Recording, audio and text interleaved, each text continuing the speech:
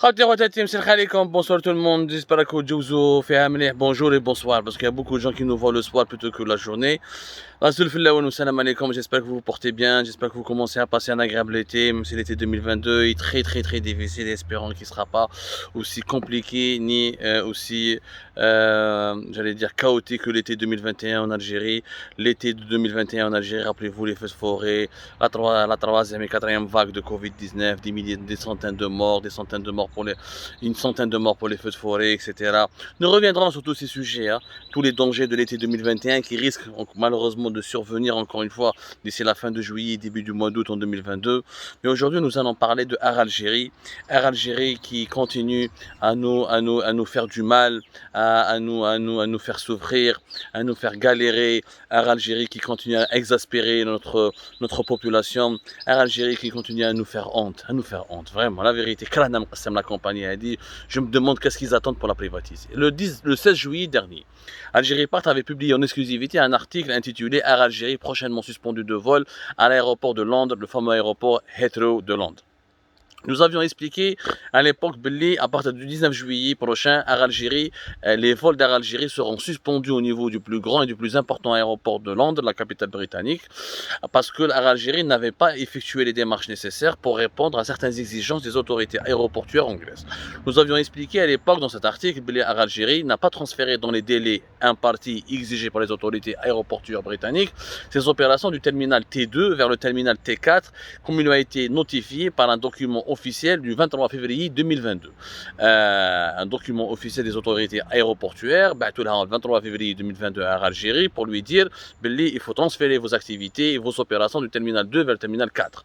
Toutes les compagnies aériennes opérant au niveau du terminal T2 de l'aéroport le plus grand et le plus important aéroport international de Londres ont fait l'objet de cette mesure et toutes ont pu transférer leurs opérations dans les délais requis, bien sûr à l'exception de quelques compagnies qui sont totalement défaillantes, en faillite, les compagnies des pays sous-développés qui mettent Air Algérie et certaines autres compagnies, apparemment même Tunis Air, elle a eu le même problème. Et Tunis Air, c'est la compagnie d'un pays qui est pratiquement en faillite et elle-même elle est pratiquement en faillite. Mais elle est à Algérie, ils n'ont pas pris au sérieux les notifications envoyées par les autorités aéroportuaires britanniques, ou ils n'ont pas répondu à certaines exigences, ils n'ont pas pris leurs dispositions, ce qui fait que tous les vols programmés par Algérie sur Londres pour le mois de juillet et août vont être annulés, ou là ils vont être déroutés vers un autre aéroport qui sera éloigné par rapport à cet aéroport bien situé auprès de la capitale britannique.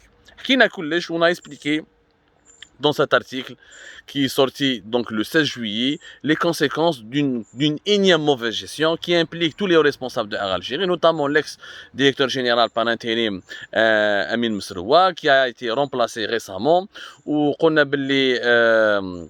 malgré son bilan catastrophique, parce que lui il était entre janvier 2021 et juin 2022, Amin Mesroua il a été enlevé au mois de juin 2022. نعطيها لكم معايا. كارثه يا جماعه، والله كارثه بمعنى الكلمه. اغ الجيري عينا منها. فوالا هدرنا سيتي اون جوان il a été remplacé. Attendez, un nouveau PDG. وقتاش le nouveau PDG تاع اغ الجيري دخل في اللعب. il a été nommé plutôt دخل في اللعب parce que voilà. Oh là là là là là là là là là. C'était le 19 juin, voilà, la 17 juin, 17, 18, 19 juin, voilà. Il a été nommé donc à partir du 18 juin. Voilà, 18 juin, il a été nommé Yassine Ben Slimane à la place de Amin Mesroua. Amin Mesroua de janvier 2021 jusqu'à juin 2022, un bilan catastrophique. Nous avions expliqué dans une précédente émission, dans cet article exclusif que nous avons sorti, le monsieur Hadaya, Amin Mesroua, malgré toutes ces bourdes comme la déprogrammation, la suspension des vols d'Air Algérie au niveau de l'aéroport international de Londres, le plus grand aéroport international de Londres, Heathrow, on a expliqué sa responsabilité et le fait comment il n'a pas su le laxisme et l'indifférence et l'incompétence de cet ex-PDG et de ses anciens collaborateurs qui sont toujours en poste à Algérie. Et Kima Kan Al-Hal, nous avons eu raison, où Air Algérie ne peut plus maintenant programmer des vols au niveau de l'aéroport Heathrow à Londres, donc, et elle a fait un communiqué récemment, voilà, باش تقول باللي les vols d'Air Algérie, les deux vols, عندها deux vols du 23 et 22 juillet seront transférés vers un autre aéroport anglais, vers l'aéroport de Stansted. On va dire qu'il y a un deuxième communiqué, il y aura un programme, il y aura un autre programme dans les vols à Londres jusqu'au 31 juillet. Pour le mois d'août, donc le mois d'août, les gens qui ont acheté les billets d'avion, est-ce qu'ils vont atterrir à l'aéroport de Heathrow, dans le principal aéroport international de Londres, excusez-moi pour mon prononciation catastrophique de l'anglais, ou l'aéroport à Stansted, on sait tous que 22-23 juillet, et puis jusqu'au 31 juillet, les vols d'Air Algérie ne seront pas au niveau de cet aéroport. Bon, tous les autres compagnies, qui m'a la compagnie marocaine, la compagnie saoudienne, la Saudi Airlines, etc., ont toutes reçu des notifications de la part des autorités aéroportuaires anglaises pour leur demander de transférer leurs opérations du terminal T2 vers le terminal T4 pour des raisons de réorganisation interne au sein de ce grand aéroport londonien qui est parmi les plus grands aéroports du monde. Il n'y a que Air Algérie, encore une fois, catastrophe. Qui m'a Tunis Air, la même chose, sauf que Tunis Air, à la différence d'Air Algérie, ils ont visiblement informé leurs clients que toutes les dispositions avaient été prises pour que tous les vols vers cet aéroport seront assurés jusqu'au 30 août. Alors que Air Algérie fait un bricolage. Tu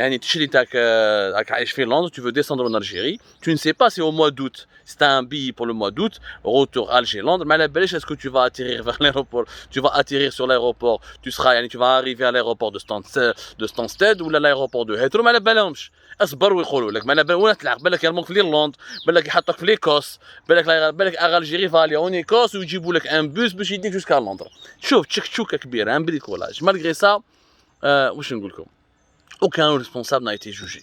Aucun responsable n'a rendu des comptes. Mauvaise communication, mauvaise gestion, mauvaise gouvernance.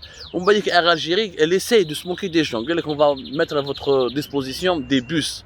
Qui va payer les bus? Ou les bus de l'aéroport de Stansted, ils vont, le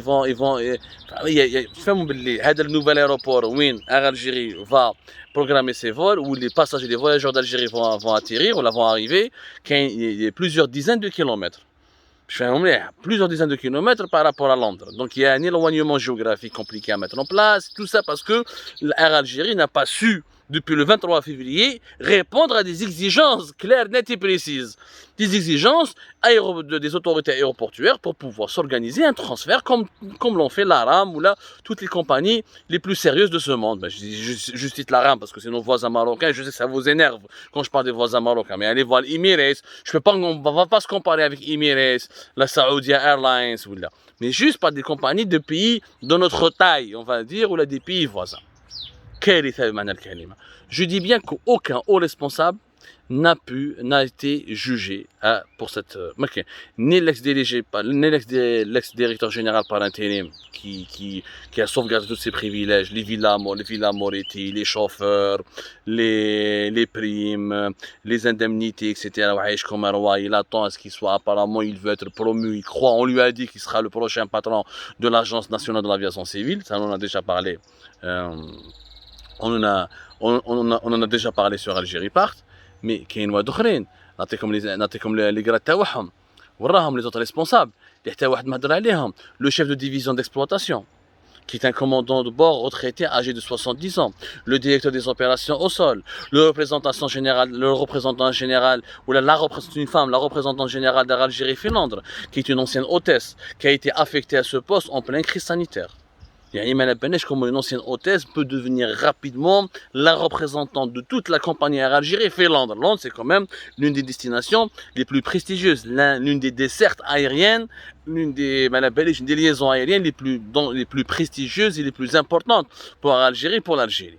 Bon, tous ces responsables qui sont en poste à Algérie depuis l'époque de l'ex-PDG Barrouj Allash, qui a été limogé en janvier 2021. Ils sont toujours en poste, ils occupent toujours leurs fonctions.